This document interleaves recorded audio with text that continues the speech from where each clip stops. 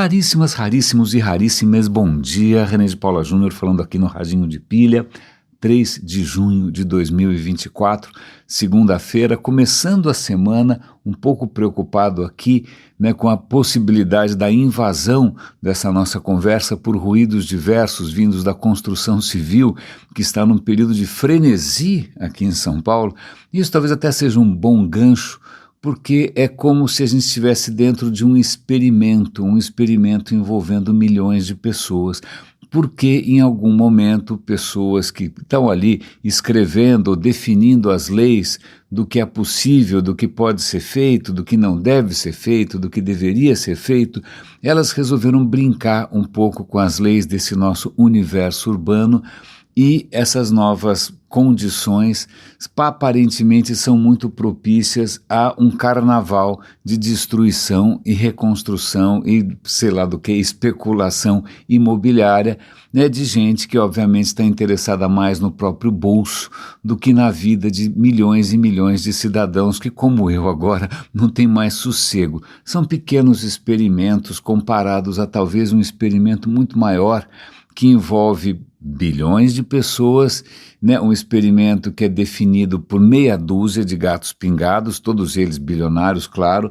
Eu estou pensando aqui numa conversa que, um pouquinho antes da gente começar essa nossa gravação, eu estava tendo com o raríssimo, muito querido Thomas Xi, estávamos aqui conversando sobre os rumos e descaminhos da democracia mundial. E eu insisti num ponto que para mim, parece inequívoco, mas está sempre sujeito a debate, que é o papel que os algoritmos tiveram no espaço público, no espaço das discussões, no espaço dos sentimentos, no espaço das...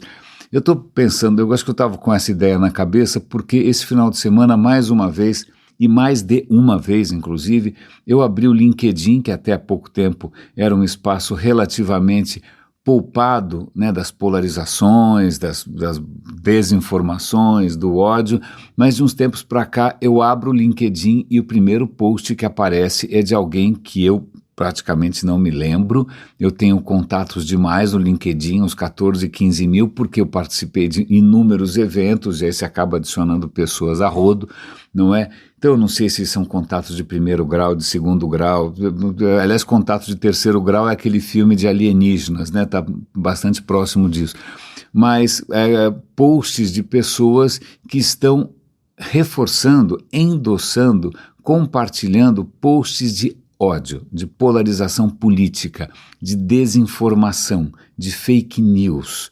Então não basta o LinkedIn permitir que isso aconteça, que alguém consiga postar isso, o algoritmo ainda esfrega isso na minha cara logo cedo, assim que eu abro.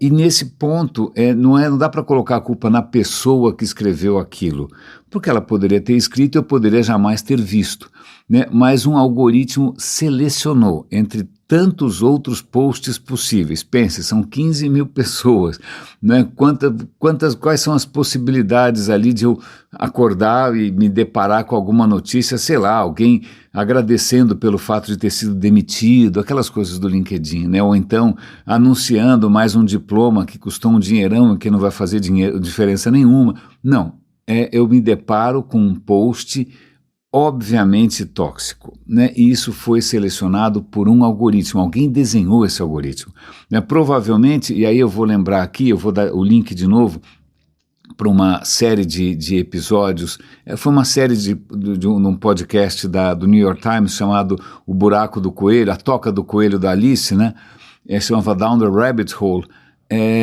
que era sobre o quanto os algoritmos de recomendação, sobretudo do YouTube, estavam provocando a polarização do mundo, essa desgraceira toda. E nesse episódio que eu vou compartilhar com vocês, tem uma entrevista com um cara chamado Guillaume Chaslot, Guillaume Chaslot, exatamente. Guillaume Chaslot é um programador francês que trabalhava no Google e que pediram para ele, olha, é o seguinte, a gente precisa grudar as pessoas na tela, porque o cara procura um vídeo, ele assiste o vídeo e vai embora, isso é muito pouco, A gente quer que quando ele procure um vídeo e encontre, ele seja grudado com fita crepe, durex, super bonder na tela, porque a gente quer mostrar para ele uma série de outras coisas legais que ele nem sabia que existia. né? Então, o Guillaume Chaslot, ele escreve um algoritmo, em princípio inocente, para tentar recomendar para aquela pessoa vídeos análogos e que tenham feito sucesso, né? Só que o que ele não sabia é que na hora que você solta um algoritmo desses no mundo, você começa o apocalipse, né? Porque na hora de que selecionar os vídeos com as maiores métricas, quem tem maior métrica, essas métricas que interessam, né? Quantas pessoas viram, quantas pessoas comentaram, quantas pessoas engajaram, que é a pior palavra de todos os tempos, né? Você acaba em questão de 3, 4 vídeos levando o cara para o terraplanismo, você acaba levando o cara para o movimento antivacina, você acaba levando o cara para invadir o Congresso americano, né? É muito rápido. O processo de recomendação, mesmo que comece com um vídeo relativamente neutro, muito rapidamente expõe as pessoas a um festival incessante, interminável, infinito de lixo. Não é? E o Guillaume Chaslot se arrepende disso, porque falou, cara, eu não tinha ideia. Então, veja, a gente não está dizendo aqui que as plataformas vão escolher o lixo deliberadamente, né, que vão escolher... Não, simplesmente elas vão dar destaque para aquilo que já está gerando bastante repercussão. E, pela própria natureza humana, o que gera repercussão são coisas que mexem com aquele jacaré dentro de nós, né? Aquele jacaré que só sabe de ódio, medo e sexo. E então, veja, nós estamos sendo cobaias de experimentos numa escala gigantesca, quando o Mark Zuckerberg, que é um absoluto idiota, né, um cara que não tem nenhuma experiência de vida, que cresceu numa bolha, né, de pais ricos, numa região rica, estudando numa escola rica, né, quando esse cara acha que ele entende de humanidade, né, ele resolve ele percebe que ele está numa situação meio complicada ali, porque o Facebook está sendo usado para disseminar fake news e como é que fica a questão do jornalismo, ele resolve, não, agora o foco do Facebook vai ser você encontrar pessoas parecidas com você, que você nem fazia parte do seu grupo de amigos, a gente vai expandir o seu círculo de amizades através de grupos, então isso vai aproximar, se você é um maluco solitário, agora você vai encontrar malucos no mundo inteiro, né? Vai produzir ali mais ou menos o que as bactérias fazem no seu dente, né? Um filme bacteriano, né, de que está todo mundo escondidinho ali, completamente protegido da escova de dente. Então é quando o Mark Zuckerberg, da sua profunda sabedoria de um pires, né, tão profunda quanto um pires de xícara, ele resolve fazer um experimento com a humanidade. E o experimento deu no que deu. Então, aliás, falando em experimentos, eu vou pegar carona com isso. Eu queria começar esse episódio falando sobre o mês do orgulho da LGBT, do orgulho gay. A gente já vai falar sobre isso, né? Mas é que realmente algumas coisas atropelam no nosso pensamento e o nosso sentimento. Então, nesse final de semana, eu vi uma notícia que acho que é do Washington Post, inclusive eu vou dar o link para vocês, como sempre o link está na descrição desse episódio, o link está no radinhodepilha.com, está no nosso canal no WhatsApp, canal no Telegram, sem algoritmo, tá bom? E o que acontece é que na Amazônia ainda existem tribos que não têm contato, que são tribos muito isoladas, né? Eles estão falando aqui de tribos numa região chamada Vale do Javali, se eu não me engano, não é? E tem ali 26 grupos, né, de povos originais, dos quais, bastante isolados, dos quais 9 deles ainda não tiveram contato com o homem branco por enquanto, mas eles estão contando ali de uma determinada etnia, de um determinado grupo, que eu já esqueci como é que chama, se é Marubo, Maburo, esqueci, eu vou dar o link para vocês verem melhor. O que acontece? Eles viviam em perfeito isolamento até que eles foram contatados por garimpeiros no século passado, não garimpeiros não, seringueiros, acho que foi isso. Então eles foram se aproximando da civilização, acabaram botando roupa, né? Chegaram à profunda conclusão que sim, existe um pecado original e que a alma deles ia para o inferno se eles não botassem uma sunga, né? Que realmente o quanto a gente contribuiu, né? Deixa para lá, eu não vou entrar em mérito religioso hoje, mas esse grupo já está ali num certo namorinho, né, com a civilização, mas eles são muito isolados. Para você alcançar esses caras é só através de barco e demora semanas, é um Deus nos acuda. né? Não é mais, porque agora você pode falar com eles pelo WhatsApp, você pode, sei lá, entrar nas contas do Instagram desse grupo, porque em algum momento chegou ali a internet através das antenas do Elon Musk, né? Tem, acho que até o Bolsonaro fez posts bastante entusiásticos sobre a modernização da Amazônia através dos links de internet por satélite do Elon Musk, que provavelmente são um sucesso também entre garimpeiros ilegais, narcotráfico e bandidos de todo tipo, né? Porque imagina, agora eles estão todos conectados. Mas o que acontece é que esse grupo indígena viu aquilo, ficou maravilhado, eu quero também, né? Mas custa uma grana, mas aí eles, vou encurtar a história, eles acabaram sendo patrocinados por uma coach americana de estilo de vida, né, que é muito rica, ela circula pelo mundo, levando a luz da sua lucidez, do seu pensamento, da sua saúde extraordinária, da sua felicidade radiante, né, ela circula pelo mundo posando de bacana com povos em condições frágeis, e ela resolveu patrocinar para esse grupo algumas antenas do Elon Musk, uma coisa a um custo de $15 mil, custa uma grana, não é?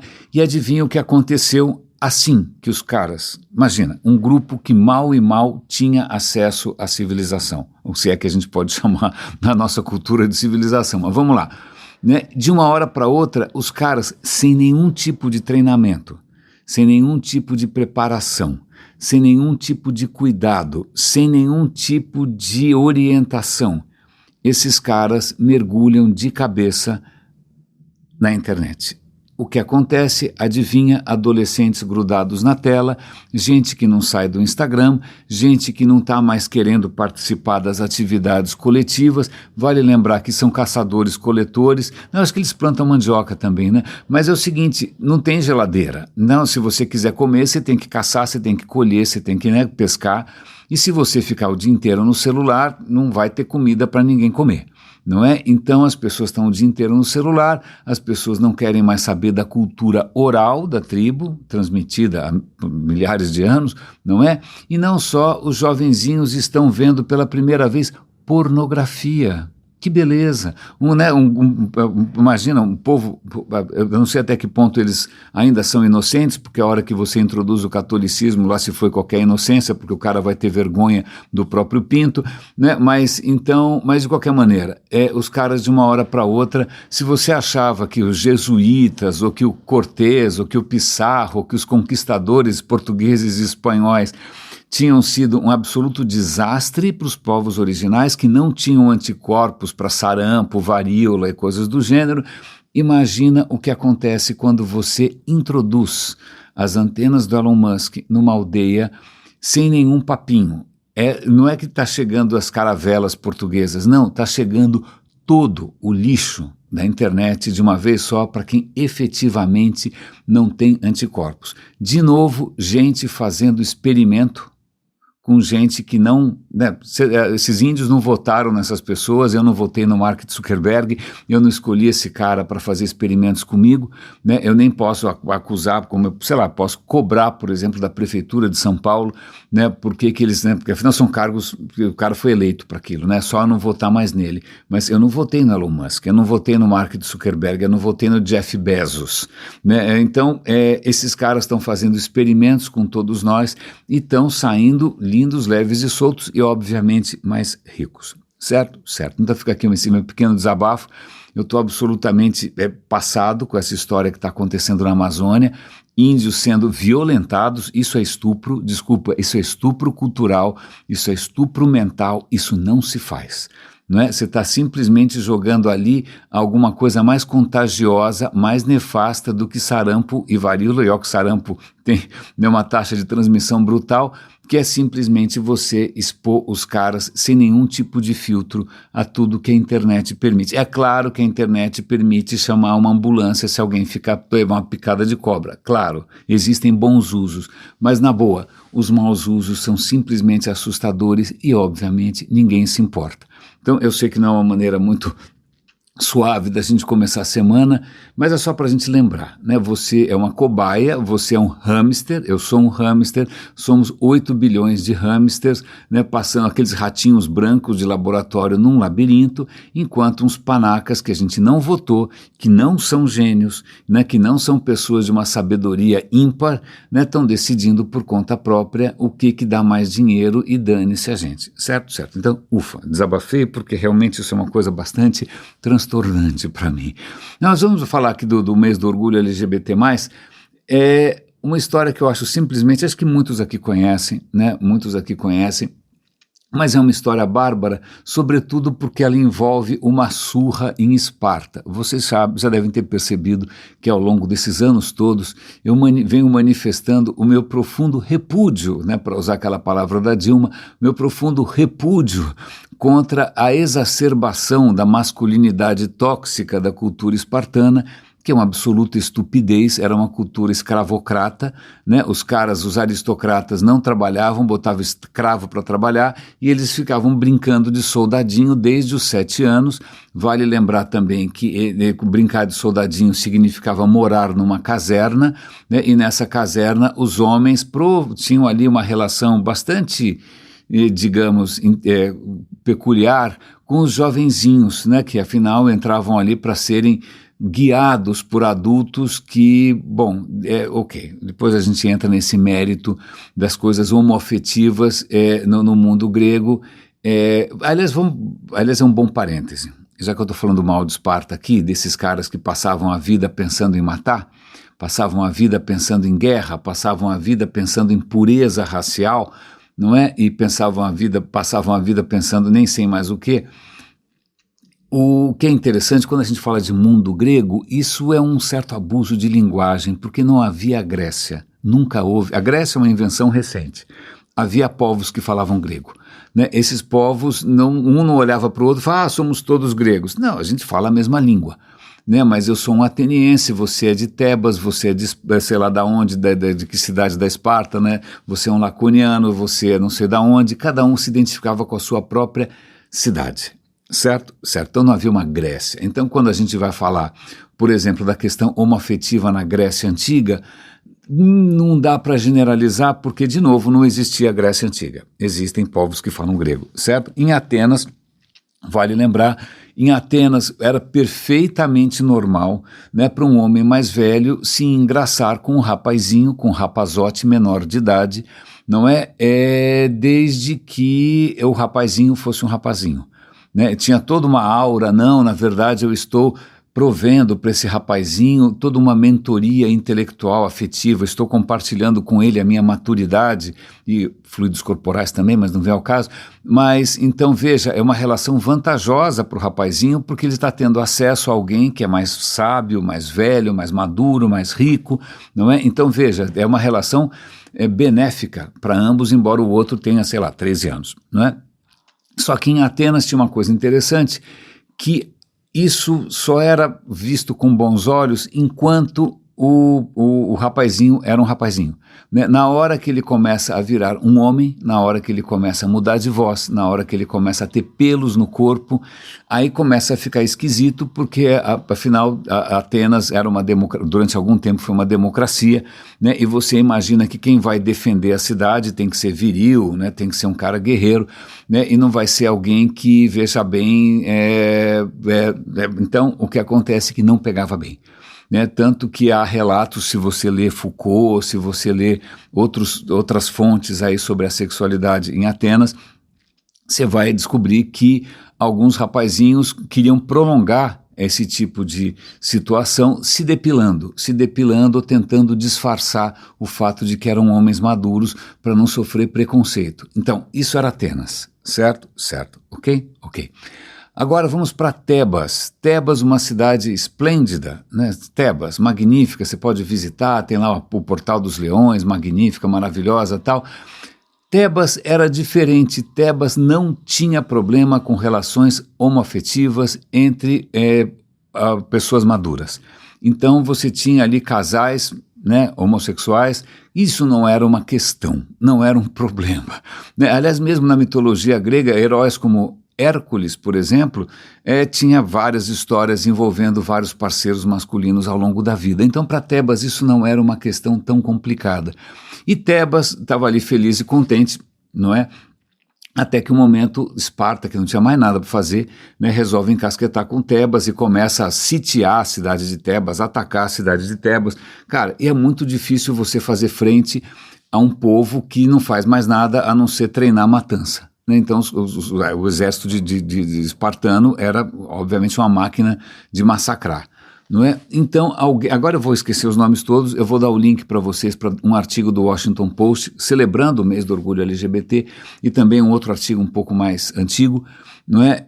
Os caras tiveram uma ideia, vamos fazer uma tropa de choque aqui, vamos fazer aqui uma força militar diferente. Essa força militar vai ser feita exclusivamente de casais de homens. São 150 casais de homens, é o Bando Sagrado de Tebas.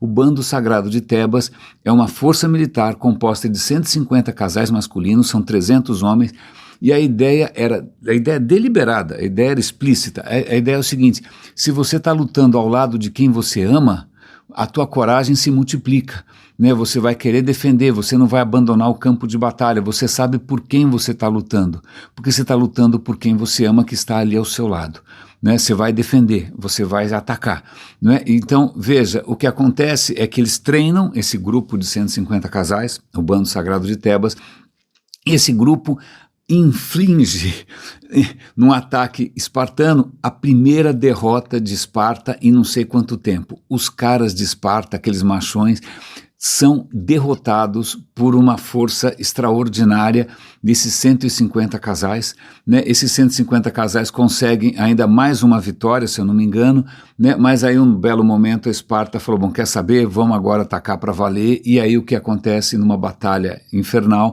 eles trucidam os 150 casais, e o que é interessante é que arqueólogos já encontraram uma vala comum, né, com aproximadamente 300 corpos com marcas de guerra, com marcas de morte violenta, e são homens, estão enterrados 2 a 2, muitos deles de mãos dadas. Então eu acho essa história simplesmente genial, é ótimo para a gente pensar na relatividade, né, do conceito do que é permitido ou não é permitido, do que é belo, o que não é belo, né? Então eu sei que, embora a Grécia inspire, Atenas inspire muita gente, vale lembrar que, de novo, Atenas, os atenienses não viam com bons olhos, né, marmanjos se amando para sempre, né? Agora Tebas, então, fica aí, né, como uma inspiração interessante, sobretudo de resistência a essa absoluta estupidez que foi Esparta, né, que ainda continua inspirando bolsonaristas, trumpistas, Putin, né, esses caras que ficam celebrando, né, esse ímpeto assassino, né, essa absoluta falta de propósito de uma cultura que morreu. Essa cultura desapareceu simplesmente porque ela teimou em ser profundamente aristocrata, ela não se misturava, né, ela dependia da escravização, né, ela dependia da violência, e surgiram outras formas um pouco mais interessantes, mais civis. Os próprios romanos, por mais violentos que fossem, pelo menos eles aceitavam gente de todo lado, né? Mas é isso. Então, aqui para começar o mês do orgulho LGBT+, eu gostei de lembrar essa história. Eu fico super feliz que São Paulo tenha, mais uma vez, né, sido sede dessa parada magnífica, né, maravilhosa. Eu acho uma inspiração para todos. Que bom. Quando eu cresci, quando eu era criança, essa cidade era muito mais intolerante, essa cidade era muito mais...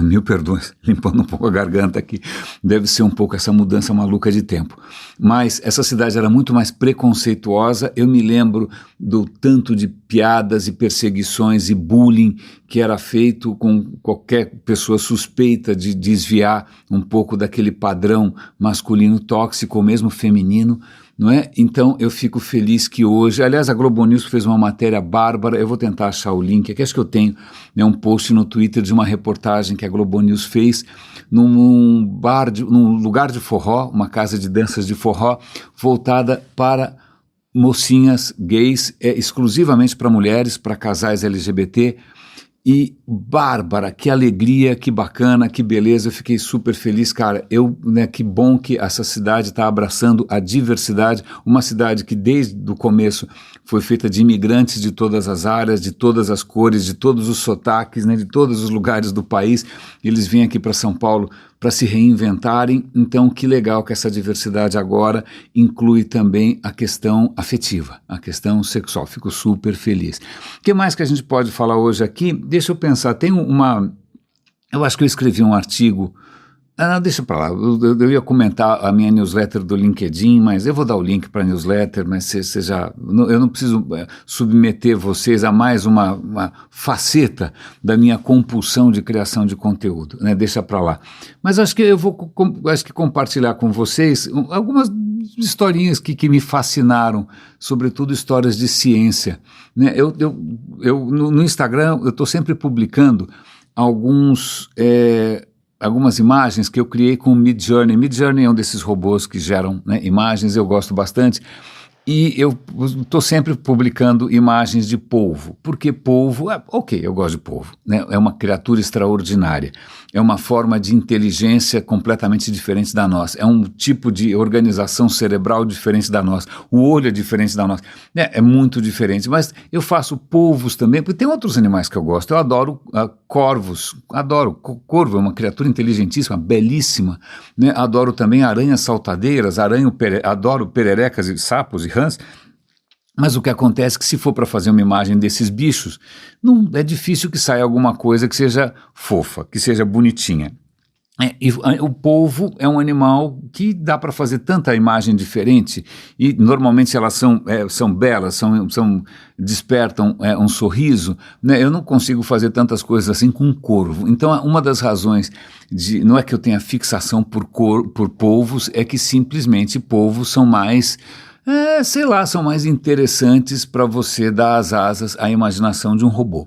Certo? Certo. Ok, isto posto, eu publiquei ali umas imagens de polvo e alguém perguntou por que eu tinha fixação por polvos, e aí eu expliquei que havia outros animais, inclusive aranhas saltadeiras, e falemos agora de aranhas saltadeiras, e ninguém precisa fazer xixi na calça aqui, começar a olhar no chão para ver se tem alguma coisa se mexendo.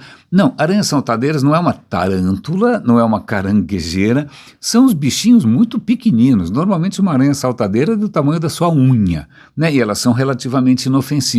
Né? Eu sempre gostei das aranhas saltadeiras, primeiro que eu acho que elas são bonitinhas, né? Elas são aranhas que são mais ou menos como gatos, elas caçam, não é que elas fazem uma teia e ficam ali esperando alguém cair, não é que elas ficam de tocar esperando alguém passar na toca, não, elas vão atrás.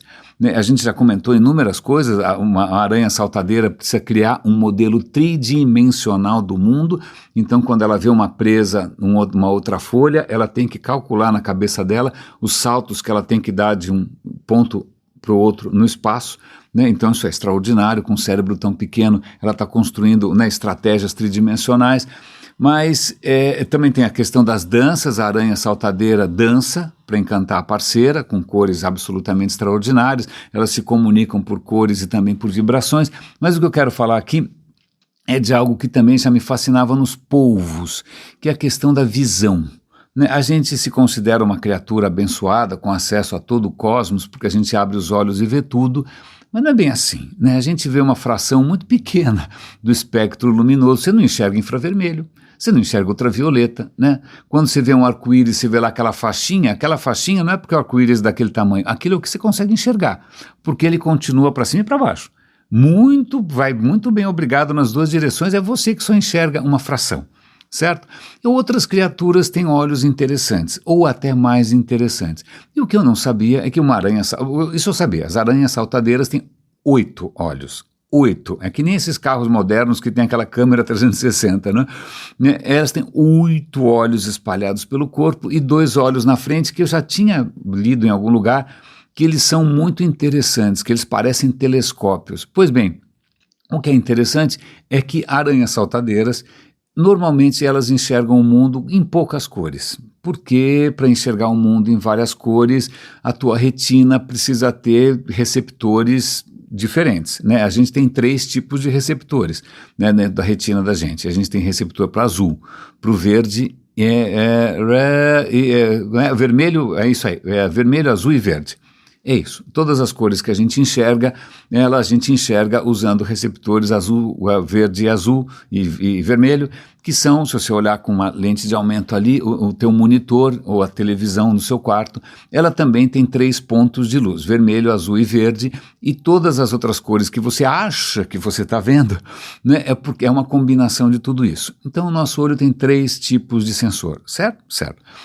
Muitos animais, cachorro, por exemplo, tem 2. Então, cachorro, você pode comprar o brinquedo mais colorido do mundo, o seu cachorro não está nem aí, porque ele enxerga muito mal a cor, porque ele só tem 2 cores que ele enxerga, tá bom? Aranhas saltadeiras também normalmente tem 2 tipos de receptor. Aliás, um deles para ultravioleta, que você, infelizmente, não enxerga, tá bom? Vai reclamar com o criador, aquele cara lá, do barro e tal, mas a aranha enxerga coisas que você não enxerga. Mas o que acontece é que existem aranhas saltadeiras que veem cores como nós, porque elas têm 3 receptores. Elas têm o azul, né, o verde, acho que o ultravioleta, o verde e o vermelho, né? Elas acrescentaram um vermelho, né? E aí algumas têm 4 receptores. Uau! Caramba, então elas enxergam mais cores do que nós. Sim, mas a coisa não termina por aí, porque veja, olho não é tudo igual. Esses instrumentos de visão, eles evoluíram em paralelo, de maneira completamente independente inúmeras vezes. É por isso que o olho do povo é completamente diferente do seu. Inclusive é mais bem feito porque o seu é mal feito. O meu é mal feito também. A gente tem ponto cego. Por que a gente tem ponto cego? Porque na evolução alguém teve uma ideia de jirico. Não, ninguém teve ideia de jirico. Simplesmente a evolução é assim mesmo, não é? Você tem os sensores todos, né, na retina, beleza. Aí você tem que passar os nervos, como se fossem os cabos. Você tem que passar os cabos para mandar para o cérebro. Se você fosse fazer uma placa com sensores, né, que você ia fazer? Você ia espetar os sensores todos ali na plaquinha, certo? E os fios iam passar por trás. Beleza, então tem a placa com sensorizinhos assim virados para frente e atrás está toda a fiação. No olho humano, a fiação está na frente, que é uma ideia que eu só não vou associar a uma certa nacionalidade para não ferir os meus antepassados de uma certa península. Mas então, veja, no olho humano os cabos passam na frente. Mas passam na frente, como é que ele vai para o cérebro? Puta, agora dançou, a gente vai ter que abrir um buraco na retina para os cabos passarem por ali.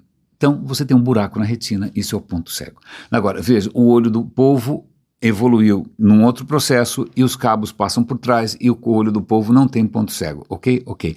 Aranhas também têm coisas absolutamente extraordinárias. Então veja, ela tem 8 olhos. Os 6 olhos que ficam em volta do corpo, eles enxergam basicamente o movimento. É como a nossa visão periférica. Eles não enxergam muita cor, eles não enxergam muito detalhe, eles são muito bons para perceber movimento, ameaças, certo? Certo. Para ela enxergar em detalhe, ela usa os 2 olhos da frente, que funcionam como telescópios, daquele do Galileu, que se você for no museu em Florença, você vai ver o telescópio original do Galileu e vai chorar, eu pelo menos chorei. Mas então, como é que funciona o olho dessa aranha, esse olho da frente? Ele não é uma bolotinha, ele parece uma bolotinha. Se você olhar, tem 2 bolotinhas. O nosso olho é uma bolotinha, certo? Certo? O olho da aranha é um tubo comprido, cada olho é um tubo bastante comprido, você tem uma lente na frente. Ok, a gente também tem uma lente, certo? Você tem ali o cristalino. Não, mas ele tem uma lente no fundo, ele tem 2 lentes. Ele funciona como um telescópio. Isso por si só já é muito legal. Então veja, o olho na frente ele não mexe, mas lá atrás, a pontinha de trás, ele consegue mexer independentemente. É uma coisa insana, fica mexendo assim, uma coisa louca, né? Mas como se não bastasse isso, algumas aranhas têm... a retina, ao invés de ser uma placa com todos os sensores, são várias camadas translúcidas, cada uma com um tipo de sensor, e isso permite... Bom, em suma, eu não vou aqui entrar em muitos detalhes, mas caso vocês queiram assistir um vídeo esplêndido do Veritasium, o Veritasium é um canal magnífico, eu dou maior apoio a esse cara, eu acho que eu até apoio financeiramente também. Aliás, temos 15 super raríssimas agora, temos mais um super raríssimo contribuindo mensalmente com o Radinho, muito obrigado, não é? Então, mas esse vídeo do Veritasium é esplêndido para a gente perceber como que a vida funciona, como que a vida não para de se reinventar, como que a vida tem soluções e a gente fica se achando a última bolacha do pacote, o último biscoito no pacote, a cereja do bolo, qualquer outra metáfora dessas, né, de eleição ou de ser especial.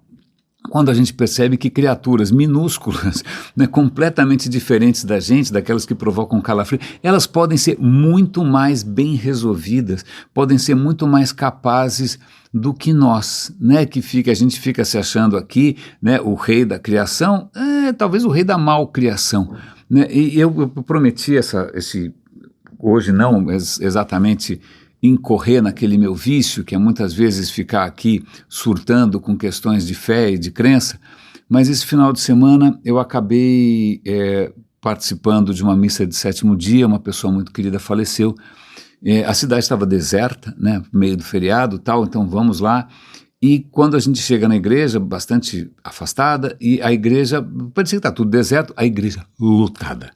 Quando eu digo igreja lotada, é alguma coisa, eu chutaria por volta de 600, 700 pessoas em pé, e a missa foi bastante prolongada. Eu não me lembro de ter participado de nenhuma cerimônia religiosa nas últimas décadas, eu não me lembro exatamente.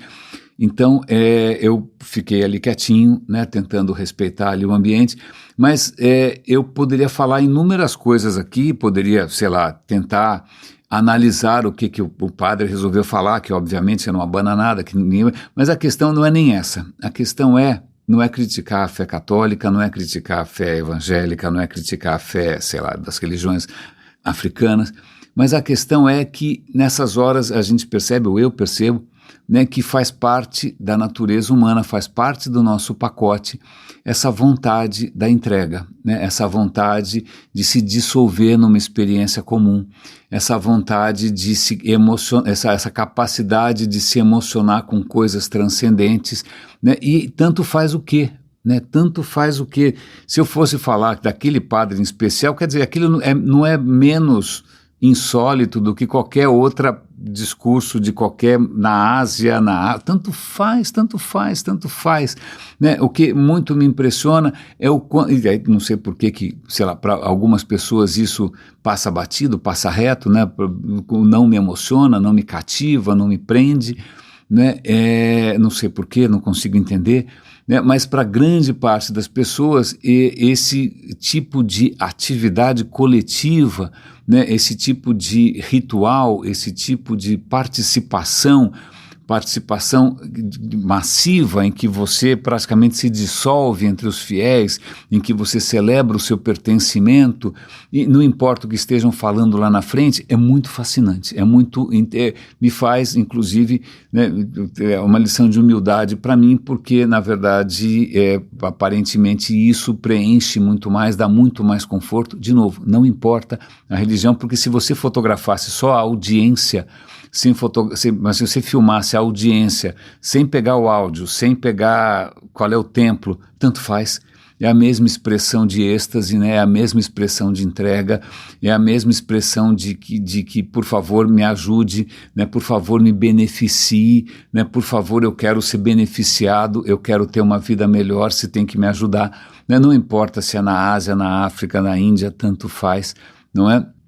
Então isso para mim faz descer um pouco do salto alto e perceber que tem coisas em jogo ali que não são racionais. Não adianta falar, não adianta criticar, não adianta questionar por que tem ali, né, um corpo mutilado, né, sendo exposto à visão de todo mundo. Então, aliás, eu vou até, só para encerrar essa história, só estou compartilhando isso porque foi uma experiência pessoal bastante intensa. Fazia tempo que eu não me expunha a esse lado mais coletivo, né, mais comunitário, inclusive, famílias inteiras felizes por estarem ali, né, que é a mesma coisa que deve acontecer em qualquer mesquita, em qualquer coisa.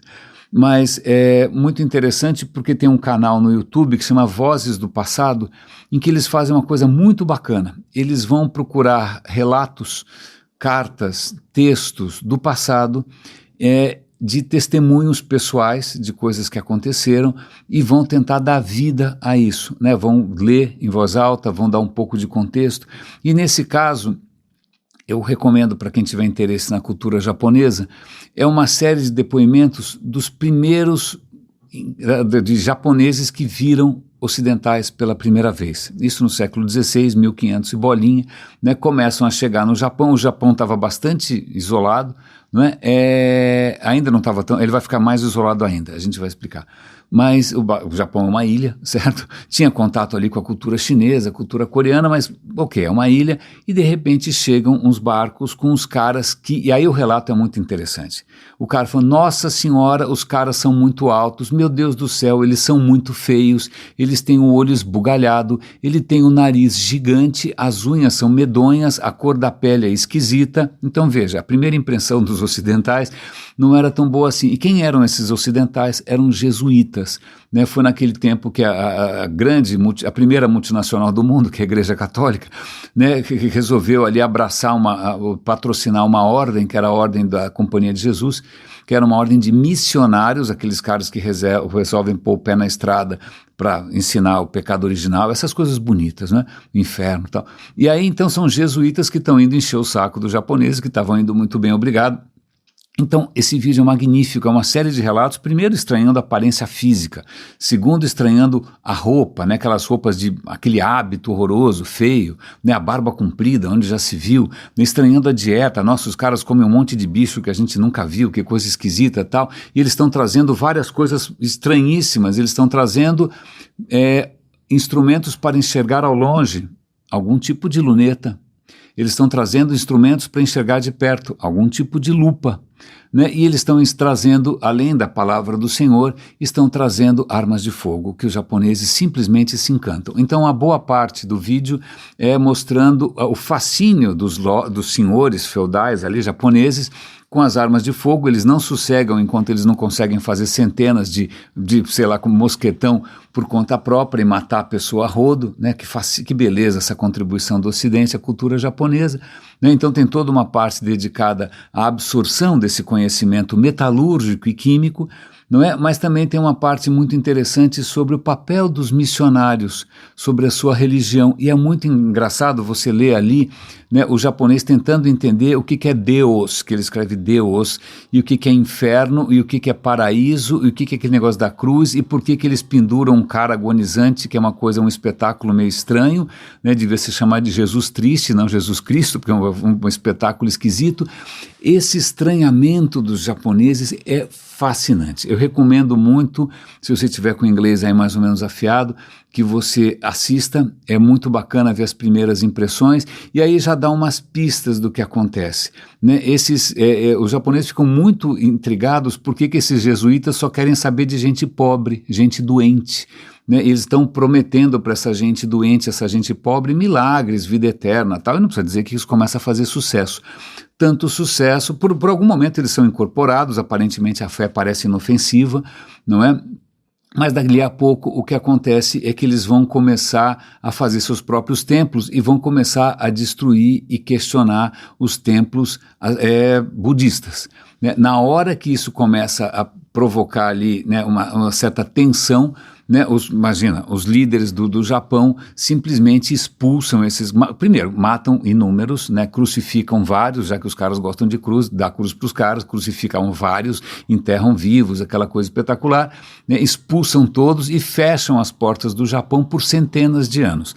Portas que só vão se abrir quando, né, a Marinha Americana aponta os canhões e fala, ó, ou se deixa a gente desembarcar aí para fazer negócio, ou então a gente vai trucidar vocês. É uma diplomacia, né, bastante agressiva.